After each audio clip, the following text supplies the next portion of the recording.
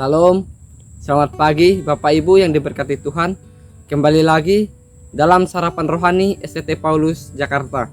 Bersama saya Endek Otniel, mahasiswa semester 3. Pada pagi hari ini saya akan membagikan kebenaran firman Tuhan.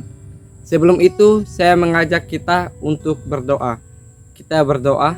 Allah Bapa di dalam kerajaan surga, kami bersyukur buat hari yang baru Engkau berikan pada pagi hari ini. Kiranya Engkau memberkati firman-Mu hari ini. Terima kasih Yesus. Haleluya. Amin. Bapak Ibu yang diberkati Tuhan, tema firman Tuhan pagi hari ini yaitu pentingnya penguasaan diri dalam hidup orang percaya. Penguasaan diri berarti suatu keadaan yang mampu menahan diri untuk tidak melakukan suatu keinginan yang bisa membuat jatuh dan hancur. Dalam hal ini banyak sekali ditemukan dalam setiap diri kita lebih mengutamakan keinginan duniawi yang akan membawa kepada kesesatan. Menguasai diri artinya mampu mengontrol, mengatur, mengendalikan diri sendiri.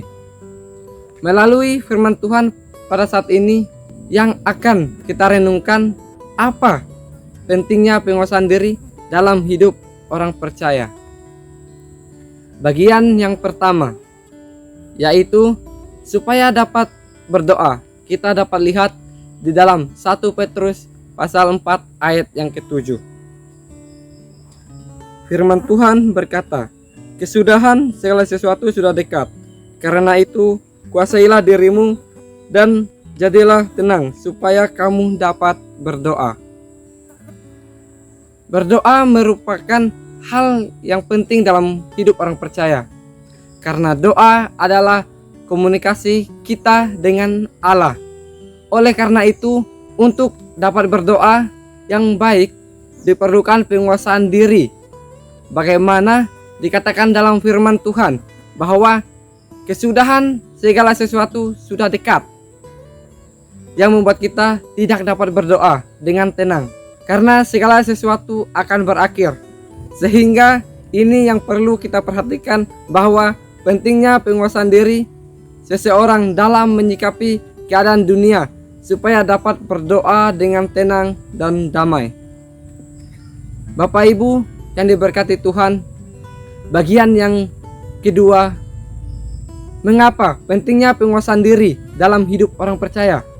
Karena orang yang menguasai diri menjaga kehendak Allah. Kita dapat lihat di dalam Roma 12 ayat yang kedua. Firman Tuhan berkata, "Janganlah kamu menjadi serupa dengan dunia ini, tetapi berubahlah oleh pembaharuan budimu, sehingga kamu dapat membedakan manakah kehendak Allah, apa yang baik, yang berkenan kepada Allah, dan yang sempurna." Bapak Ibu yang diberkati Tuhan, dalam firman ini Paulus mengingatkan orang percaya di Roma bahwa harus menguasai diri supaya tidak menjadi serupa dengan dunia ini. Dalam hal ini, penguasaan diri sangat penting, dikarenakan melalui menguasai diri terhadap dunia dapat menjadikan kita selalu menjaga kehendak Allah dalam hidup kita. Menjaga kehendak Allah merupakan hal yang penting. Karena itu yang Tuhan mau untuk kita lakukan sebagai orang percaya. Maka dari itu, menjaga kehendak Allah yaitu melalui kehidupan kita yang takut akan Tuhan dan menjaga penguasaan diri kita. Bapak Ibu yang diberkati Tuhan, bagian yang ketiga, penguasaan diri begitu penting bagi orang percaya, yaitu karena orang percaya menguasai dirinya akan menerima mahkota yang abadi. Kita dapat lihat di dalam 1 Korintus pasal 9 ayat yang ke-25. Firman Tuhan berkata, "Tiap-tiap orang yang turut mengambil bagian dalam pertandingan menguasai dirinya dalam segala hal.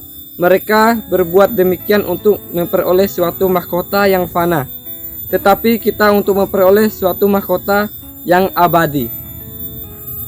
Bapak Ibu yang diberkati Tuhan, mahkota abadi merupakan hal yang kita impikan sebagai orang percaya kepada Tuhan.